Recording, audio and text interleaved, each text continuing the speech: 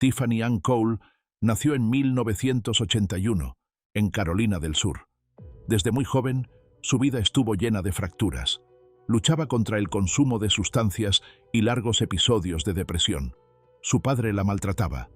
Fue testigo de crueldad en su hogar, tanto entre personas como hacia los animales. Aún así, se aferró a lo poco que tenía. Cuidaba a sus hermanos menores. Atendía a su padre cuando su salud empezó a deteriorarse. La familia estaba rota, pero no completamente ausente. En sus 20s, Tiffany empezó a vagar de un lugar a otro. Los problemas la seguían. Conoció a un hombre llamado Michael Jackson, sin relación con el cantante. Para junio de 2005, se encontraba en Jacksonville, Florida. Allí se alojó con Carol y Reggie Sumner, una pareja mayor de unos 60 años. Ellos habían vivido cerca del padre de Tiffany.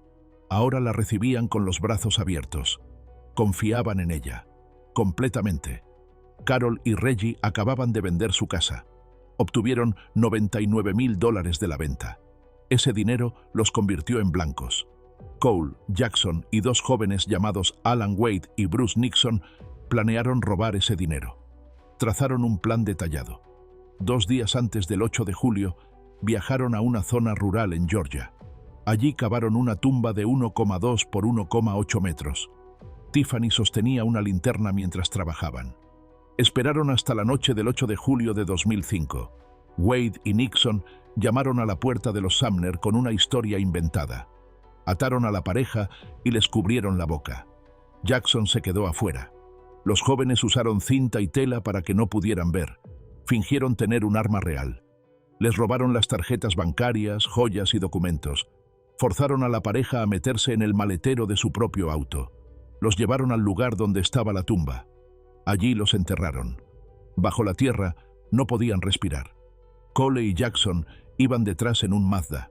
Tiffany conducía. En el lugar, la pareja mayor entregó sus claves de cajero, quizá por miedo.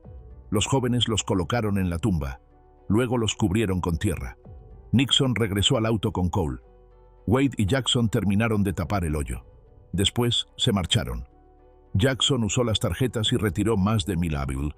Tiffany fingió ser la señora Sumner cuando llamó a las autoridades. Inventó una historia sobre un viaje a un funeral en otro estado, pero los registros de casas de empeño y los datos telefónicos los delataron. Fueron arrestados en Carolina del Sur. Nixon llevó a los oficiales hasta la tumba. La autopsia reveló que la pareja fue enterrada viva y murió por asfixia. Al principio parecía un robo que salió mal, pero la planificación meticulosa mostraba algo más. ¿Por qué Tiffany, alguien conocida por la pareja, participó? Querían el dinero y no querían dejar testigos. Los fiscales dijeron que ambos motivos eran clave. En octubre de 2007 se celebró el juicio en Jacksonville. Nixon testificó contra los demás. Los investigadores mostraron grabaciones, registros de llamadas y fotos de Cole celebrando con dinero y champán. El jurado la declaró culpable por causar la muerte de la pareja, retenerlos en contra de su voluntad y robar sus bienes con violencia. Enfrentó la pena más severa. En sus propias palabras, dijo que solo había planeado robar, que compró cinta, plástico, productos de limpieza y guantes, que sostuvo la linterna mientras cavaban, que condujo el auto de huida, que llamó a la policía y usó las tarjetas robadas. Pero el tribunal vio que su implicación iba mucho más allá. La corte encontró 7 factores agravantes. Tenía antecedentes. Retuvo a personas contra su voluntad. Hubo crueldad. El plan fue frío y calculado. Buscaba dinero. Intentó evadir la justicia. Sus víctimas eran mayores y vulnerables.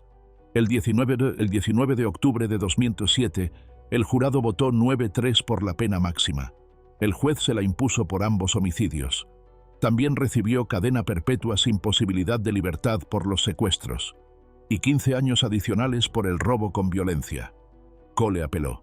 En 2010, la Corte Suprema del Estado confirmó su condena y sentencias, pero en 2016, una decisión federal dictó que para imponer la pena máxima, el jurado debía estar de acuerdo de forma unánime. En su caso, no lo estaban. El caso volvió a los tribunales para una nueva sentencia. El 23 de agosto de 2023, Un nuevo jurado votó 10-2 por cadena perpetua sin libertad. Esa fue la sentencia impuesta. Ahora está en una prisión de Florida sin posibilidad de salir. Su larga condena la mantendrá encerrada de por vida. ¿Y ahora qué pasa cuando los celos por un solo chico se salen de control entre adolescentes? Rachel Wade creció en Pinellas Park, Florida. Sus padres, Barry y Janet, tenían trabajos estables para mantener a flote a la familia. Tenía un hermano, pasaba los veranos en la piscina del patio trasero y alguna vez se llamó a sí misma Independent Chick en redes sociales. Dejó la escuela en 10º grado, pero más tarde obtuvo su GED.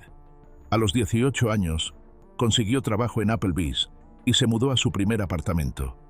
En apariencia, su vida parecía estable. A unas pocas calles de allí vivía Sarah Ludeman. Sus padres, Gay y Charlie, eran protectores y muy presentes. Su madre era enfermera quirúrgica, su padre conductor de taxi. Sarah era enfocada y dedicada. Sacaba puros dieces, tomaba clases de karate, asistía a reuniones de scouts, soñaba con ser veterinaria. Era su compañera inseparable, siempre cerca. Rachel y Sarah nunca se habían cruzado, hasta que apareció Josh Camacho. Él tenía 19 años, un hijo y un pasado complicado con varias chicas. Rachel volvió a hablar con él poco después de mudarse. Sarah lo conoció mientras trabajaba en Chick-fil-A. Pronto, ambas estaban involucradas profundamente, y solo una de ellas sobreviviría. La rivalidad creció rápido. Las chicas cantaban canciones burlonas en casa de Rachel, se burlaban de ella en su trabajo, se enviaban mensajes furiosos y textos agresivos. Los expertos dicen que cuando las peleas entre adolescentes se vuelven personales, pueden salirse de control. En este caso, las amenazas se volvieron muy reales. Rachel incluso dejó un mensaje diciendo: «Voy a terminar contigo». El 14 de abril de 2009, Rachel esperaba en su apartamento. Sentía miedo y celos. Entonces escuchó el claxon de un auto. Sabía que Sarah estaba cerca. Rachel llamó a su exnovio Javier y agarró un utensilio de cocina con filo. Esa misma noche, Sarah fue a casa de Josh. Después de la medianoche, llevó a unas amigas a McDonald's. Alguien le advirtió que Rachel podría andar cerca. Sarah condujo hasta la casa de Javier y estacionó su camioneta justo afuera. Salió con los puños en alto. Testigos vieron a Rachel acercarse con calma. Hirió a Sarah en el hombro. Luego la cuchilla fue más profunda, hasta alcanzar su pecho. Rachel dijo después que Sarah se le había lanzado primero, pero otros testigos no estuvieron de acuerdo. Sarah regresó tambaleándose a su camioneta, con el pecho gravemente herido. Llamó a Josh y le dijo: «Duele». Luego, se desplomó al volante. Los paramédicos la llevaron al hospital Northside, donde falleció más tarde. Rachel arrojó el objeto doblado al techo de un vecino y dijo: «Ya terminé». En julio de 2010 comenzó el juicio. La fiscalía argumentó que Rachel, impulsada por los celos, salió a buscar a Sarah esa noche. En el juicio se reprodujeron los mensajes grabados que Rachel había dejado. Testigos, including Josh, su hermana y una amiga, declararon que Rachel se acercó a la camioneta e hirió a Sarah antes de que hubiera contacto físico. El abogado de Rachel citó la ley de «Defiende tu posición» de Florida. Alegó que Rachel entró en pánico cuando Sarah la enfrentó en el trabajo. Dijo al jurado que actuó en defensa propia. Pero los críticos se preguntaron cómo eso encajaba, si Rachel había agarrado un objeto punzante y luego fue tras Sarah. Menos de 3 horas después de los alegatos finales, el jurado llegó a un veredicto el 23 de julio de 2010. La declararon culpable de causar una muerte sin premeditación. Rachel lloró al oír el veredicto. El 3 de septiembre de 2010, el juez Joseph Bulone la sentenció a 27 años de prisión. Señaló que la fuerza necesaria para alcanzar el corazón de Sarah mostraba una clara intención. Rachel se quedó quieta, con la cabeza baja. Su familia se abrazaba en la sala. Los padres de Sarah estaban al otro lado, en duelo. El juez dijo: «Las acciones de Rachel Wade han causado mucho dolor. Espero que ahora pueda comenzar la sanación». Rachel apeló su condena. Alegó defensa propia y culpó a las redes sociales por alimentar el conflicto. En febrero de 2012, su apelación fue rechazada. En 2011, Le dijo a ABC News que las plataformas digitales permitieron que la hostilidad creciera sin que nadie lo notara. Hasta 2023, Rachel cumple su condena en el anexo del Centro Correccional Lowell en Ocala, Florida. Será elegible para libertad en marzo de 2032, cuando cumpla 42 años. Ana María Cardona alguna vez vivió cómodamente en Miami.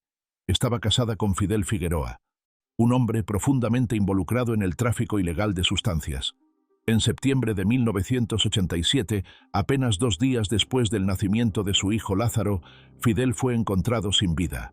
Ana quedó sola, con 3 hijos, sin ingresos y sin red de apoyo. En menos de 10 meses, el dinero se había agotado. Comenzó una relación con Olivia González.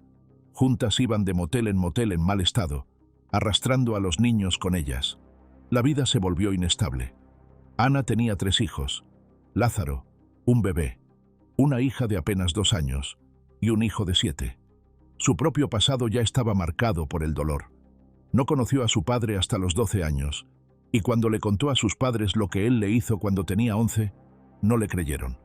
Su hijo mayor, Juan Puente, terminó más tarde tras las rejas. Años después murió en prisión, pero incluso antes de eso, algo dentro de él ya se había roto. Durante más de un año, Lázaro sufrió un abuso severo a manos de Ana y Olivia. A los 3 años de edad, pesaba apenas 8 kilos, casi la mitad del peso normal para un niño de su edad. Tenía huesos rotos, lesiones en la cabeza, quemaduras de cigarro, llagas por estar postrado, un diente frontal quebrado y señales de desnutrición y deshidratación crónicas. Le habían torcido el brazo y lo ataron al colchón. Le pegaban el pañal para que se ensuciara encima. Su cuerpo estaba cubierto de moretones. Médicos testificaron que sus heridas mostraban intentos de defenderse y que tenía daño cerebral producto de maltrato repetido y negligencia. El 31 de octubre de 1990, Ana golpeó a Lázaro con un bate de béisbol, causándole una grave lesión en la cabeza. Al día siguiente, dejaron su frágil cuerpo bajo unos arbustos en Miami Beach. Aún vestía una camiseta con un diseño de paleta, por lo que los oficiales lo llamaron Baby Lollipops, bebé paletita. El 11 de enero de 1991, Ana fue formalmente acusada de homicidio en primer grado y de maltrato infantil severo.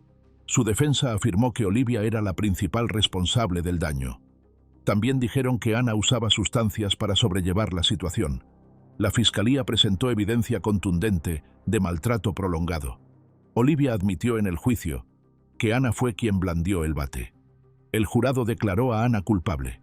El juez calificó el caso como el peor en la historia del condado y le impuso la pena más severa. Fue la primera mujer en Florida en recibir esa condena. Ana pasó casi 17 años bajo esa sentencia hasta que la Corte Suprema de Florida dictaminó que los fiscales habían utilizado tácticas injustas durante el juicio. Un nuevo jurado volvió a declararla culpable y nuevamente le impuso la pena máxima. Pero ese veredicto también fue anulado en apelación por errores en el proceso de sentencia. Esta vez, el Estado decidió no buscar la pena más severa.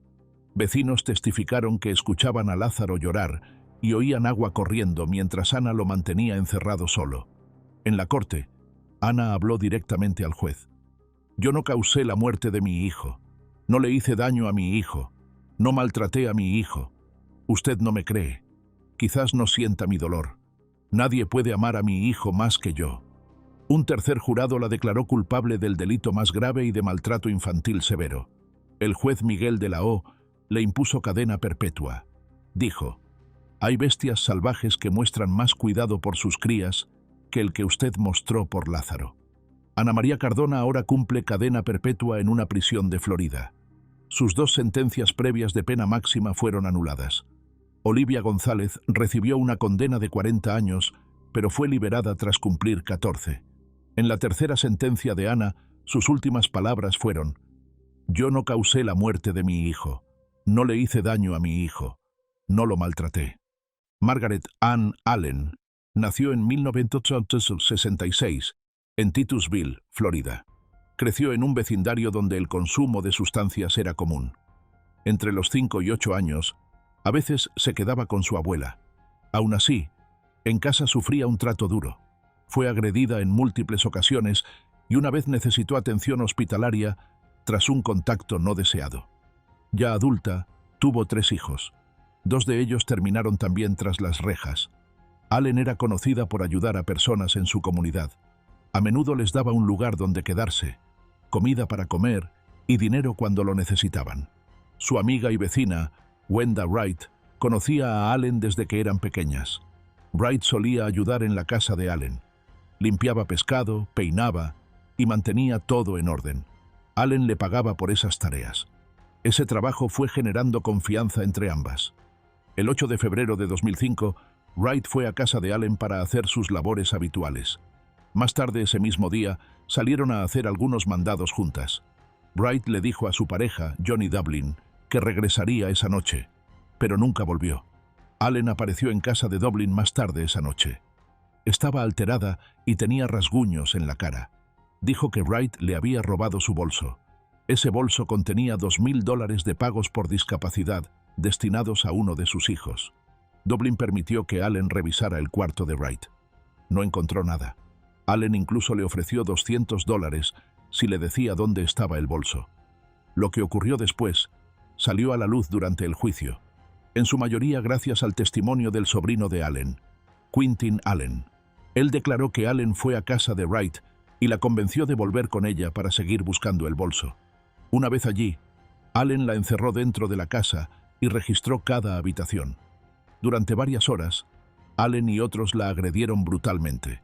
Al final, Allen usó un cinturón para quitarle el aire. El cuerpo de Wright fue enterrado en una tumba poco profunda dentro de la propiedad de Allen. Allen fue juzgada por homicidio en primer grado y detención ilegal. La acusación formal llegó en marzo de 2005. El juicio comenzó el 13 de septiembre de 2010. Dublin y Quentin contaron al jurado lo que presenciaron. Dublin describió los últimos momentos conocidos de Wright.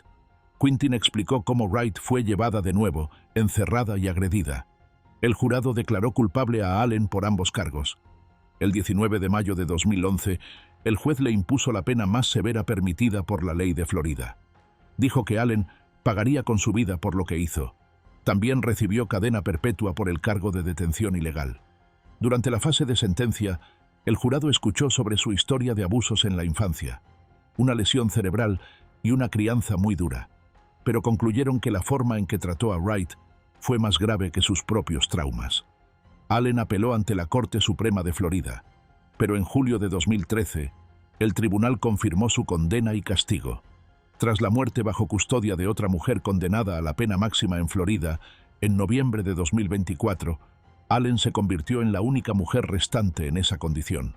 Permaneció en ese estado hasta que falleció por causas naturales el 13 de diciembre de 2024, a los 58 años. Para mediados de 2025, Florida volvió a tener una sola mujer esperando la pena final. Un bolso desaparecido fue el inicio de un caso que terminó con una amiga enterrada y la otra tras las rejas.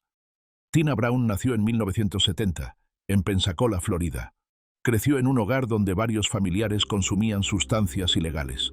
Sufrió abusos físicos y tocamientos no deseados. Sus primeros años fueron inestables. Esas experiencias dejaron heridas emocionales profundas que arrastró hasta la adultez. A principios de 2010, Tina vivía en una casa rodante sobre la avenida Detroit, en el condado de Escambia. Su hija adolescente, Brittany, vivía justo al lado. Sus vecinas eran Heather Lee y Audriana Zimmerman, de 19 años. Las 4 habían sido cercanas alguna vez, pero con el tiempo, las tensiones crecieron. Tina creía que Audriana le había pinchado las llantas del auto. Audriana decía que Tina había presentado denuncias falsas sobre su forma de criar a su hijo. El punto de quiebre llegó cuando Audriana usó un dispositivo eléctrico de defensa contra Brittany tras una discusión. Los registros del juicio indican que Tina había estado planeando vengarse. Unos días después del incidente, invitó a Audriana a su casa, diciendo que quería reconciliarse. Audriana aceptó. La noche del 24 de marzo, Tina la atacó nuevamente con un dispositivo eléctrico. Luego le ató las manos y le colocó un calcetín en la boca. Después, la golpeó con una barra de hierro y volvió a usar el dispositivo eléctrico sobre ella. Luego, Tina, Britney y Heather obligaron a Audriana a meterse en la cajuela del auto de Tina. Condujeron hasta un bosque cercano. Allí la golpearon aún más. Le vertieron un líquido inflamable encima y le prendieron fuego. Audriana sufrió quemaduras graves en la mayor parte del cuerpo. A pesar de sus heridas, logró caminar casi medio kilómetro. Llegó hasta una casa cercana. Allí le contó a los socorristas lo que había pasado y nombró a las 3 personas que la atacaron. Audriana falleció 16 días después, el 9 de abril de 2010. Soportó un dolor insoportable hasta su último momento. La policía llegó a la escena poco después. Encontraron el dispositivo eléctrico y la barra de hierro, ambos con manchas de sangre. Recuperaron el calcetín, un par de zapatos y una peluca en el lugar donde se inició el fuego. Incluso hallaron el ADN de Audriana en el reposacabezas del auto de Tina. Con esas pruebas, las autoridades arrestaron a Tina, Britney y Heather el 9 de abril de 2010, el mismo día que falleció Audriana. Tina enfrentó los cargos más graves relacionados con la muerte premeditada. Britney y Heather también fueron acusadas inicialmente de lo mismo. Britney se declaró culpable. Como tenía solo 16 años en ese momento, recibió cadena perpetua sin posibilidad de libertad. Heather aceptó un cargo menor a cambio de testificar contra Tina. Recibió una condena de 25 años. El juicio de Tina comenzó el 18 de junio de 2012. Los fiscales afirmaron que ella planeó cada paso. Argumentaron que su enojo por el incidente del dispositivo eléctrico la llevó a trazar un plan deliberado. La defensa de Tina presentó otra versión. Hablaron de su largo historial de traumas, adicciones y problemas de salud mental. Dijeron que su reacción fue un arrebato impulsivo, no un acto premeditado. Tras solo una hora de deliberación, el jurado la declaró culpable de homicidio en primer grado el 21 de junio de 2012. Días después, recomendaron la pena más severa. El 26 de junio, el juez Gary Bergosh confirmó esa sentencia. Tina comenzó a cumplirla el 28 de septiembre de 2012. Sus abogados apelaron de inmediato. Alegaron que la defensa original no presentó adecuadamente su historia traumática. También denunciaron prejuicio del jurado y falta de apoyo psicológico. La Corte Suprema de Florida rechazó esas apelaciones en mayo y julio de 2014. La Corte Suprema de EU se negó a revisar el caso el 8 de diciembre de 2014. En 2018, Tina presentó otra solicitud citando nuevas declaraciones de Heather Lee. Fue rechazada en abril de 2019. Otra apelación en agosto de 2020 también fracasó.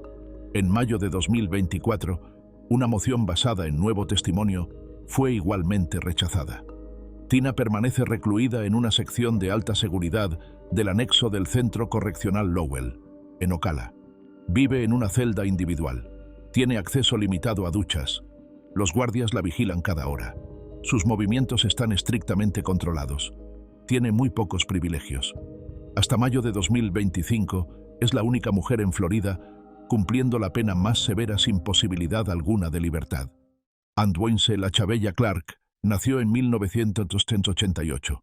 Registros públicos muestran que ya tenía antecedentes legales mucho antes del incidente en Wynwood. En 2008, enfrentó cargos por fabricar, compartir y poseer sustancias ilegales. Más tarde, recibió libertad condicional por posesión de polvo blanco. También pagó multas por delitos relacionados con sustancias suaves.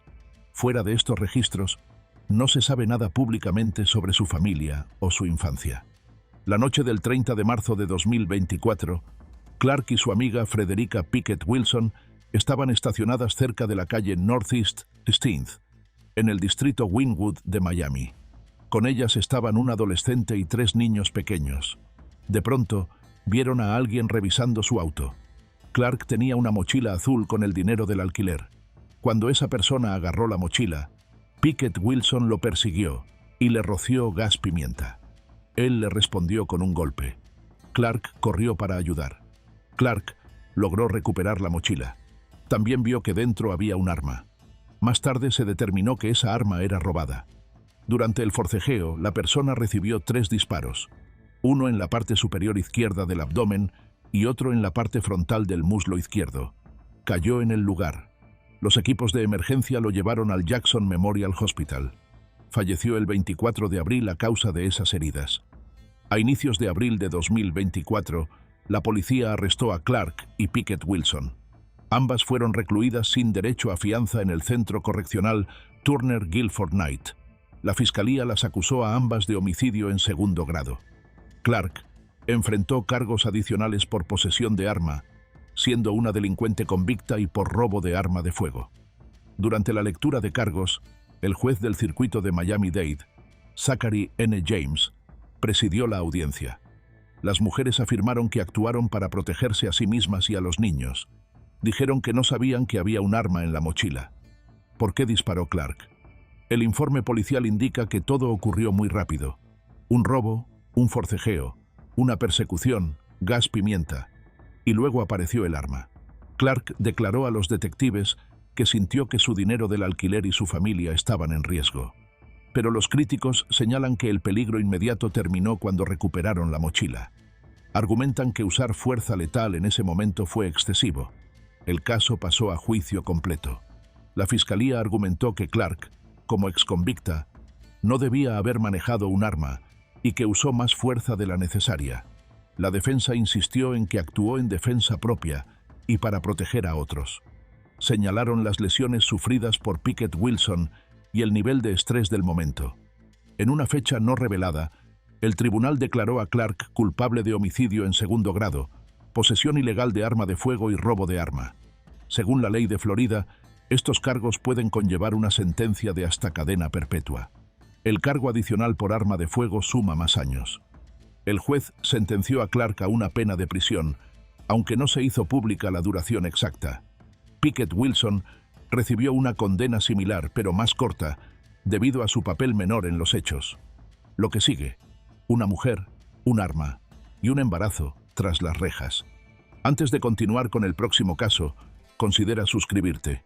Daisy Link es una joven que enfrenta un cargo de homicidio en segundo grado en Florida. Registros indican que ingresó al centro correccional Turner Guilford Night el 25 de junio de 2022. Las autoridades dicen que le disparó a su novio en la pierna, y ese disparo resultó mortal. Daisy afirmó haber actuado en defensa propia. Aún así, el caso siguió adelante como homicidio. Según los informes, ella sostenía el arma y la disparó durante una discusión. Para mediados de 2025, Daisy continúa en custodia, esperando su juicio. Su abogada argumenta que actuó para protegerse y menciona antecedentes de violencia por parte de su pareja. Sin embargo, el tribunal aún no ha evaluado esa afirmación. Existen muy pocos detalles sobre el pasado de Daisy. No se menciona su fecha de nacimiento ni su ciudad natal. Tampoco se sabe nada sobre su infancia. Durante su embarazo, habló con su madre y su hermana, quienes solo expresaron preocupación por su estado en prisión. El 25 de junio de 2022, los oficiales arrestaron a Daisy bajo cargos de homicidio en segundo grado, alegando que le disparó a su novio. Las cámaras muestran a Daisy alejándose después del incidente. Un testigo se escucha diciendo: «Vas a estar bien».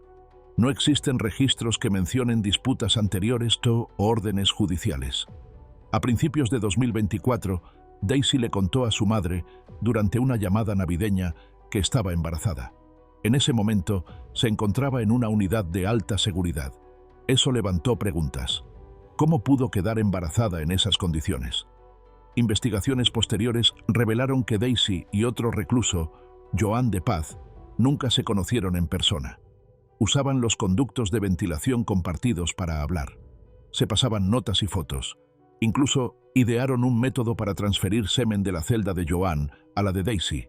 Usaron una cuerda hecha con ropa de cama envuelta en plástico. Luego, utilizaron un aplicador modificado para insertarlo.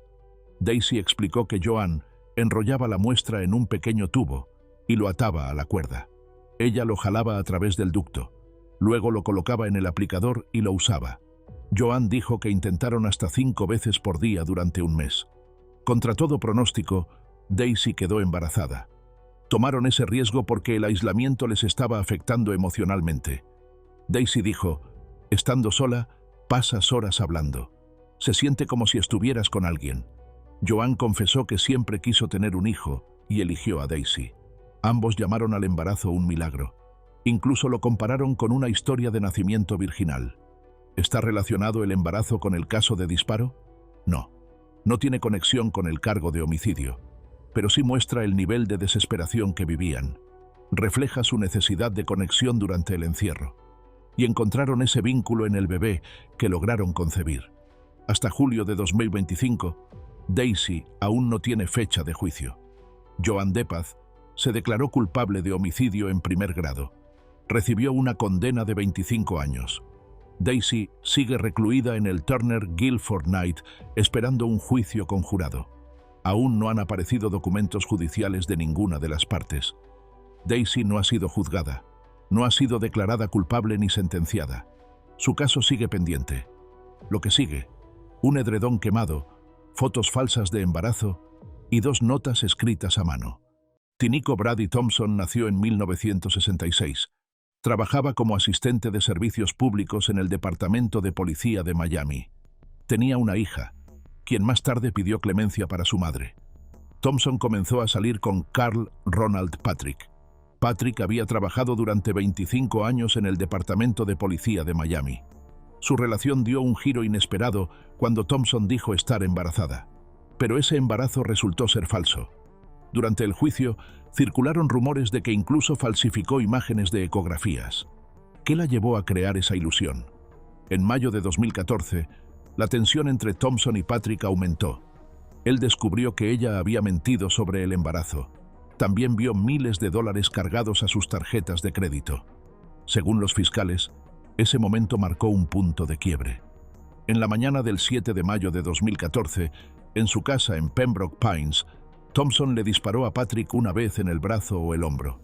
La herida no fue mortal de inmediato.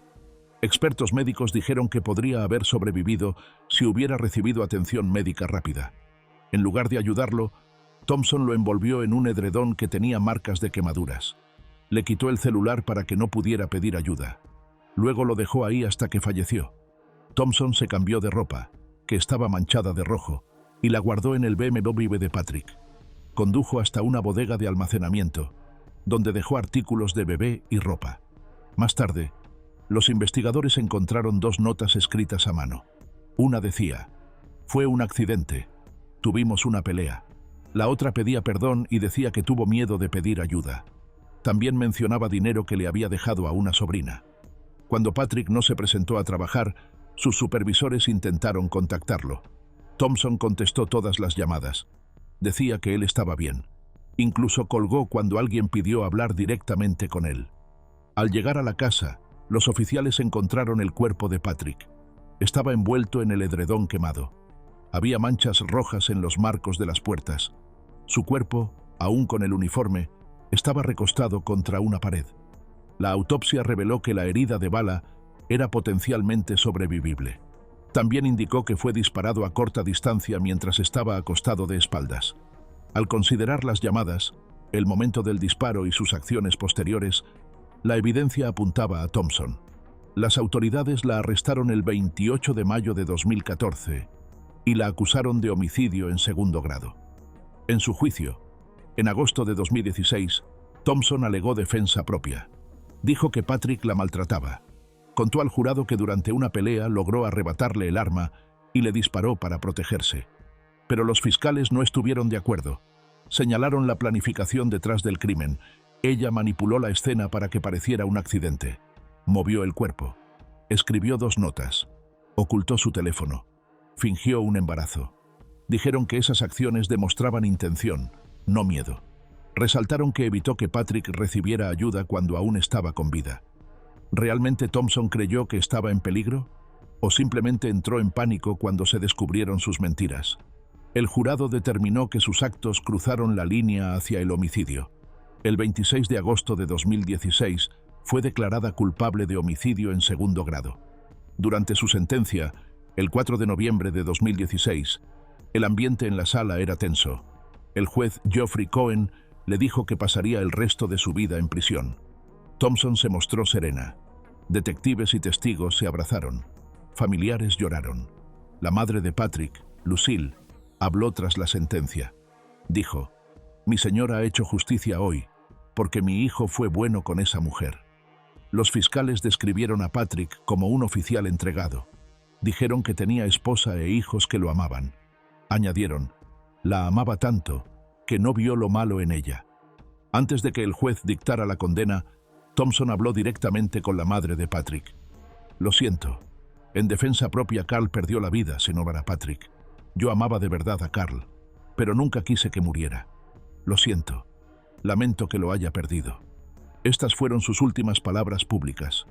Mezclaron disculpa, arrepentimiento y su defensa propia. Thompson recibió cadena perpetua sin posibilidad de libertad condicional. Actualmente está recluida en un centro penitenciario estatal para mujeres en Florida. La siguiente mujer usó su pasado como agente de recuperación de autos para planear algo que nadie vio venir. Sheila King nació alrededor de 1963. Nunca se ha informado una fecha de nacimiento exacta. Creció en Florida. Más tarde, trabajó como agente de recuperación de autos en Bargain Motors, en Wellington. Ese lote de autos usados era dirigido por Marlene y Michael Warren. En el trabajo, Sheila se ganó una reputación de ser dura. Un compañero dijo que incluso llevaba un arma para protegerse. Para 1990, se decía que había empezado una relación amorosa con Michael Warren, el esposo de Marlene. Ambos lo negaron en su momento. Pero los registros mostraron más adelante que se casaron en 2002. Después de eso, se mudaron a Virginia y abrieron un restaurante bajo un nuevo nombre. La mañana del 26 de mayo de 1990, Marlene Warren estaba en su casa en Wellington, Florida. Desayunaba con su hijo Joe y algunos amigos. De pronto, una persona disfrazada de payaso llegó a la puerta. Llevaba flores y 2 globos. Uno de ellos decía, «Eres la mejor». Marlene sonrió y dijo, «Oh, qué bonito». En ese momento, el payaso sacó un arma y le disparó en la cara a quemarropa. Luego, caminó tranquilamente hacia un Chrysler LeBaron blanco que lo esperaba y se marchó. Marlene sobrevivió 2 días en el hospital antes de fallecer. ¿Por qué usar un disfraz de payaso? Los investigadores dijeron que fue para hacer que Marlene bajara la guardia. Una máscara amigable ocultaba un plan mortal. Al principio, todo parecía un ataque aleatorio, pero algunos empleados de Bargain Motors hablaron. Recordaban a una mujer muy alegre, de aproximadamente unos 78 metros, con cabello y ojos castaños. Había llegado poco antes del ataque para comprar un disfraz, una peluca, maquillaje y una nariz roja. Días después, la policía encontró el Chrysler LeBaron abandonado. Dentro, hallaron fibras naranjas de una peluca de payaso y un cabello castaño. Mientras tanto, Sheila vivía en Virginia bajo el nombre de Debbie Warren, junto a Michael. En 2017, una unidad de casos archivados usó nuevas técnicas de ADN en esa muestra de cabello. El 26 de septiembre de 2017, arrestaron a Sheila. Fue acusada de un delito de homicidio en primer grado relacionado con el tiroteo. ¿Y por qué no acusaron a Michael? Porque estaba con unos amigos, camino a un hipódromo, en el momento del crimen. Los fiscales dijeron que no había pruebas directas que lo vincularan al asesinato. La defensa de King Warren enfrentó varios obstáculos. Parte de la evidencia se almacenó de forma incorrecta. Algunas declaraciones clave desaparecieron. Incluso se perdió el archivo con la descripción del payaso. Sus abogados argumentaron que esos errores podían explicar las coincidencias con el cabello y las fibras. 2 semanas antes del juicio, en abril de 2023, Sheila aceptó un acuerdo con la fiscalía.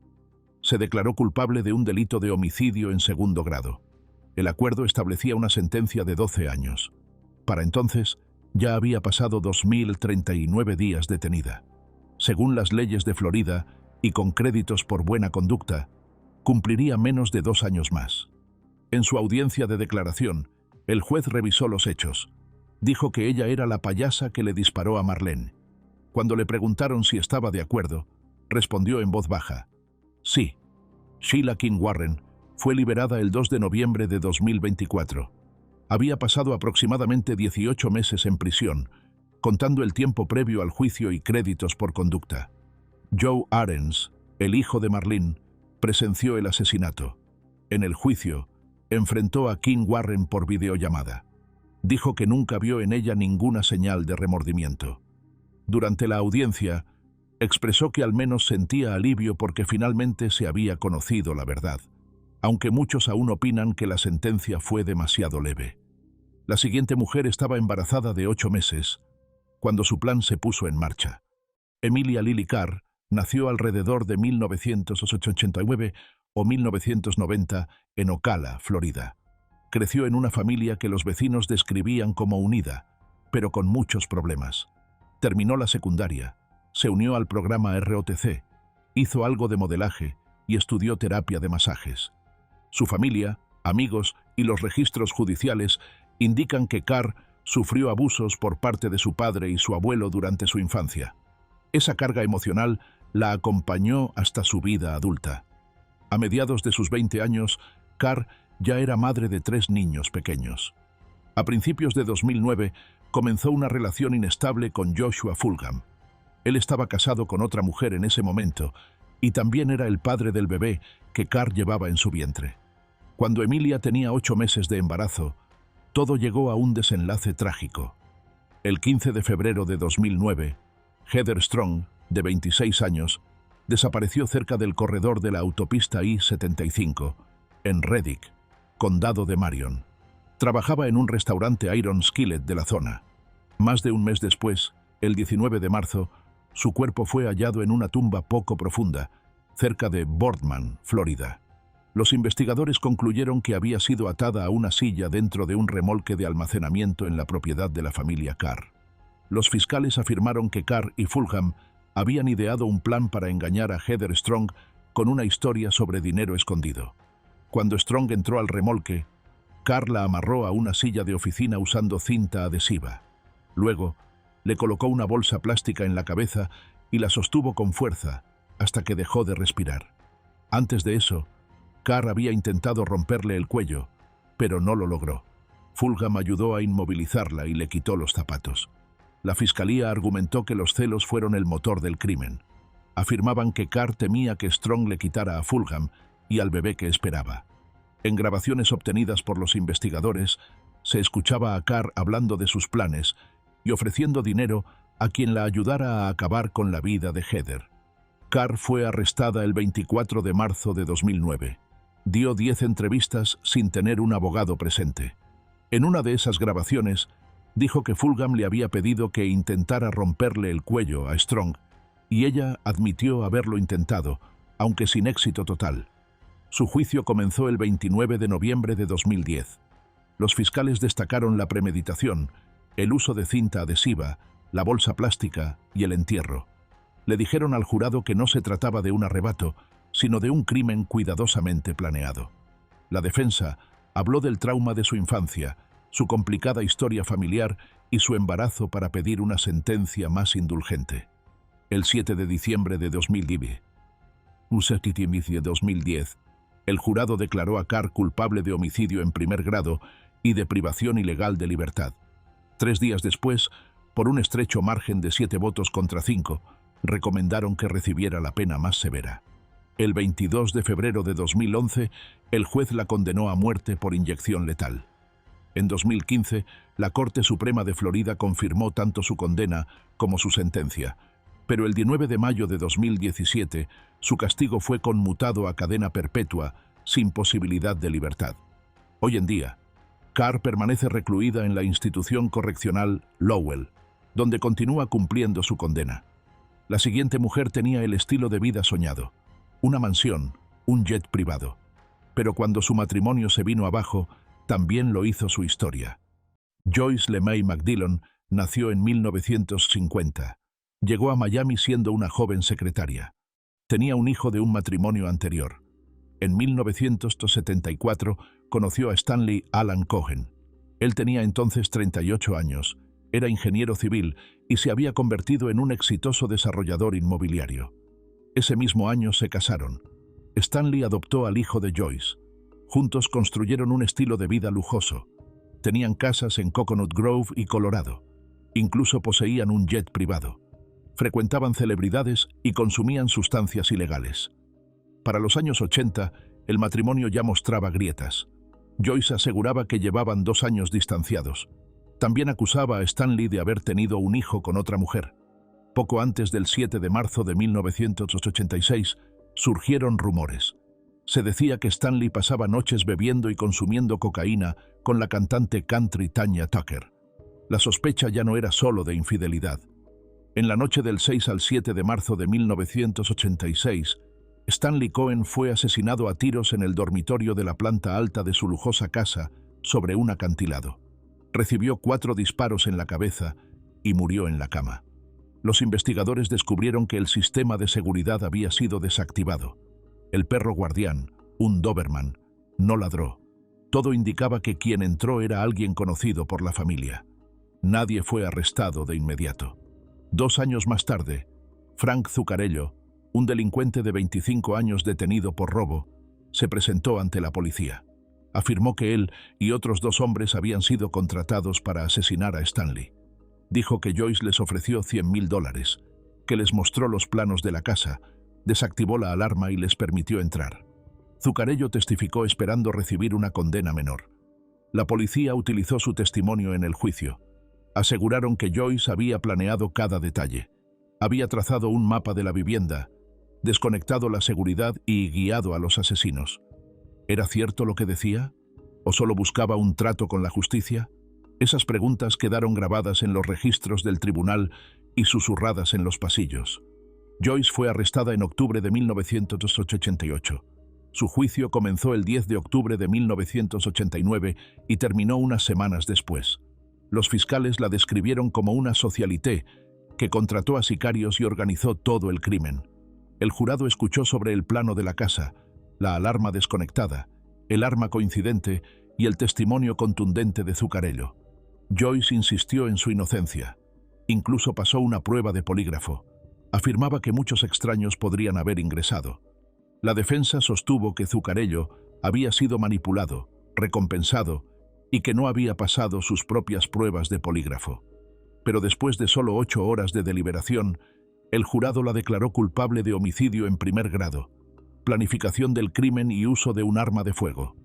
En noviembre de 1989, el juez la sentenció a cadena perpetua, la pena máxima permitida por la ley de Florida. Joyce no mostró ninguna reacción visible al escuchar la sentencia. Afuera de la sala, su abogado confesó que aún no estaba seguro de si ella realmente lo había hecho.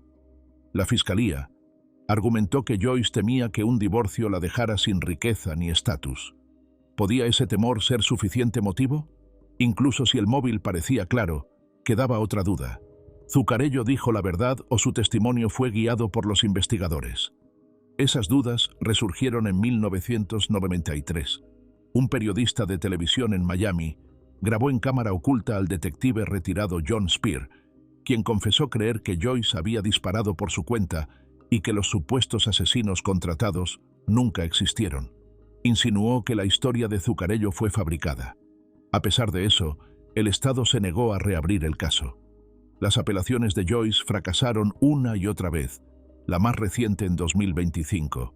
Las autoridades insisten en que, incluso sin el testimonio de Zuccarello, las pruebas físicas son suficientes para mantener la condena. En entrevistas desde prisión, Joyce ha mostrado una profunda desesperación.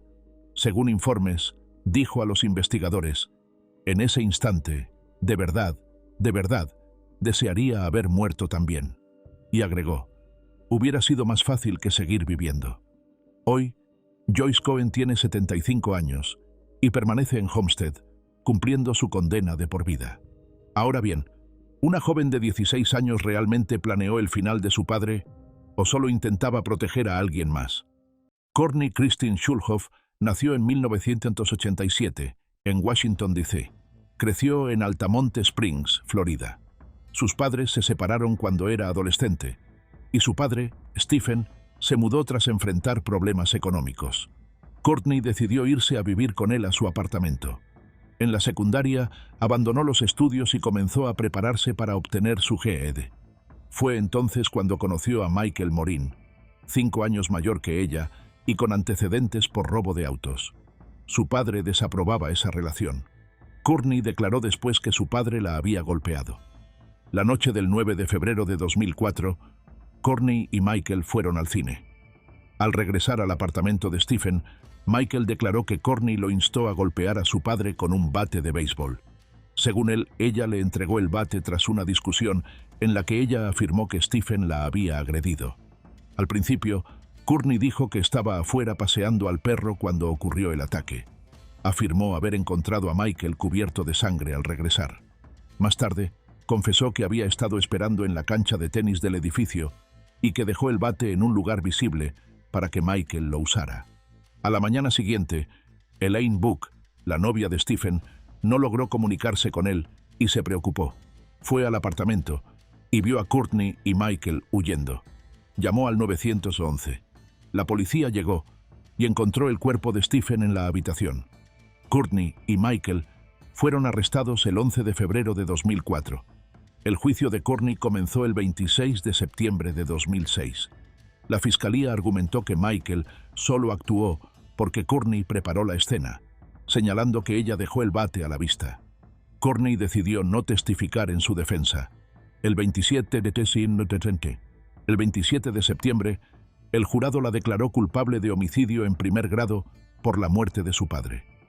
Debido a que tenía solo 16 años, no recibió la sentencia más severa para menores. En su lugar, fue condenada a cadena perpetua sin posibilidad de libertad condicional. Durante la audiencia de sentencia, Courtney habló directamente al juez. Su señoría, admito en esta corte que Michael Morin no fue la persona que terminó con la vida de mi padre. Fui yo. Asumo toda la responsabilidad y acepto el veredicto. En abril de 2007, Michael fue juzgado. Se enfrentó a la pena máxima como adulto. Admitió haber golpeado a Stephen y expresó remordimiento. Courtney volvió a testificar, reafirmando que la culpa era suya. El 26 de abril, el jurado lo declaró culpable y también fue condenado a cadena perpetua sin posibilidad de libertad. En 2012, la Corte Suprema de EE.U dictaminó que la cadena perpetua sin posibilidad de libertad para menores de 18 años era inconstitucional. Esta decisión llevó a que se revisara la sentencia de Courtney. En marzo de 2017, un juez la redujo a 40 años. Hasta 2025, Courtney sigue recluida en la institución correccional de Lowell, en Florida, y aún no ha tenido revisión anticipada de su caso. La siguiente mujer decía que sus hijos eran respondones, pero su diario revelaba algo mucho más oscuro. Julie Powers Skeneker nació en 1961, en Muscatine, Iowa. Creció en una familia con vínculos militares. Ya como adulta, se unió al ejército de los Estados Unidos, donde trabajó como especialista en idioma ruso. Mientras estaba destacada en Alemania, conoció al coronel Parker Schenecker. Se casaron y tuvieron 2 hijos. Calix nació en 1994 y Bo en 1997. Con el tiempo, la familia se estableció en Tampa, Florida, donde Parker trabajaba en la base aérea MacDill. El 27 de enero de 2011, ocurrió una tragedia en su hogar. Julie usó un revólver calibre .38 contra sus 2 hijos adolescentes. Bo, de 13 años, recibió 2 disparos en la cabeza mientras estaba en la camioneta familiar. Calix, de 16 años, estaba en su habitación, sentada frente a la computadora, cuando recibió un disparo en el rostro. Después de eso, Julie intentó quitarse la vida. Salió al porche trasero y se quedó dormida. A la mañana siguiente, los vecinos la encontraron inconsciente y cubierta de sangre. La policía llegó poco después y descubrió que Bo y Calix ya habían perdido la vida. Durante los interrogatorios, Julie dijo que lo hizo porque sus hijos eran respondones y le faltaban al respeto. Los investigadores descubrieron que había planeado el acto con varios días de anticipación. En su diario personal mencionaba incluso una masacre del sábado. Compró el revólver con antelación, pero tuvo que esperar debido al periodo obligatorio de espera de 3 días. Cuando ese plazo terminó, ejecutó su plan el 27 de enero. Julie fue acusada de 2 cargos de homicidio en primer grado por quitarles la vida a sus hijos. En el juicio, su defensa argumentó que padecía trastorno bipolar y depresión, condiciones que, según ellos, afectaron su capacidad para razonar. Sin embargo, la fiscalía presentó las entradas del diario de Julie. así como la compra del arma y la planificación detallada como evidencia.